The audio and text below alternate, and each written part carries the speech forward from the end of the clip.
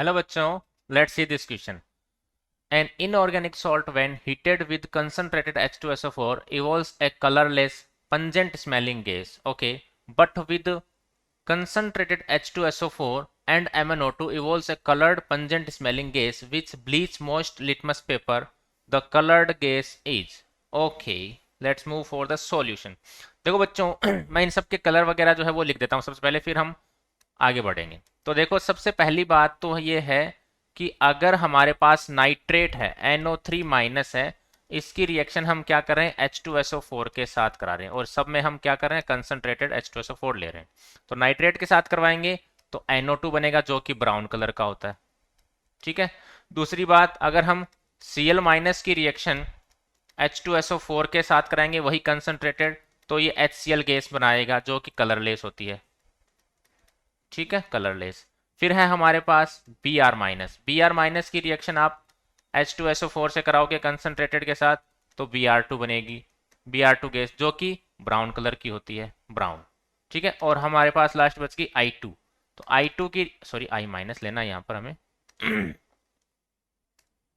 ये हमने लिया यहाँ पर I माइनस प्लस H2SO4 लिया, तो ये बना देगा I2 गैस. ठीक है, ऑक्सीडाइज कर देगा सबको. और I2 गैस जो होती है वो होती है वॉयलेट कलर की.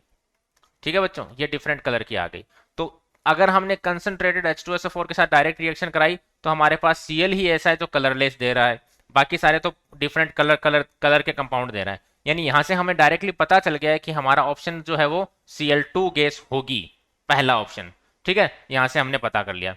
दूसरा, जो हमारे पास आगे का जो प्रोसेस दिया हुआ, उस डेटा को यूज करते हुए भी हम इसका आंसर फाइंड करते हैं. देखो, जैसे हम क्या करा, हमने Cl माइनस की रिएक्शन हमने क्या कराया, H2SO4, ठीक, कंसंट्रेटेड, प्लस साथ में हमारे पास दिया हुआ MnO2 के साथ रिएक्शन कराई.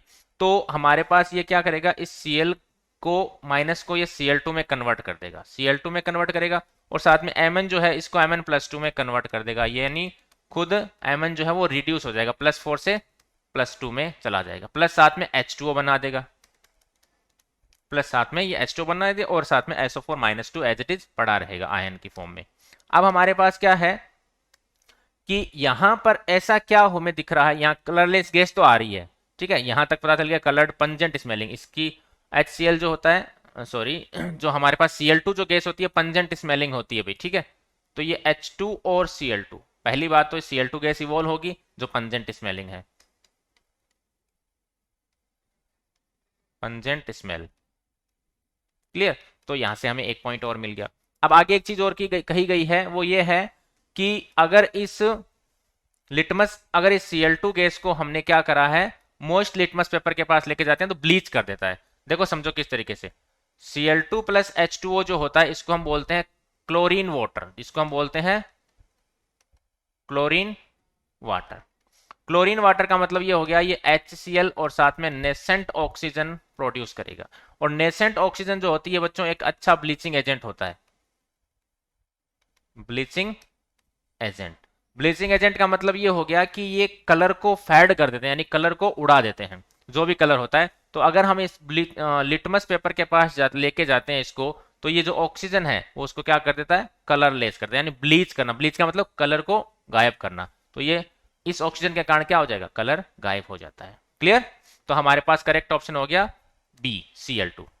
ठीक है, बेस्ट ऑफ लक.